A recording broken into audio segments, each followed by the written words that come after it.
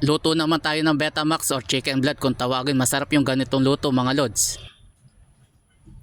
Galing ako ng palengke, bumili ako ng dugo ng manok na halagang 35 pesos. Bali pakukuluan muna natin ito para magkaroon lang ng lasa. Naglagay lang ako ng asin at saka ng dahon ng laurel. Ako na nga lang din pala yung naghiwa dyan na parang cubes. Maglalagay din tayo ng luya dyan para mawala yung lansa niya. Meron din tayong nilagay na powder na paminta at pakukuluan lang natin to ng ilang minuto. After nga ng ilang minuto, okay na yung pinakuluan natin at hindi ko nagagamitin nga pala yung pinagpakuluan. Maglagay lang tayo ng kaunting mantika sa kawali. Kapag mainit na, pwede na natin ilagay yung luya. Igigisa lang natin yan hanggang sa lumabas yung aroma at kapag okay na, pwede na natin ilagay yung sibuyas at bawang.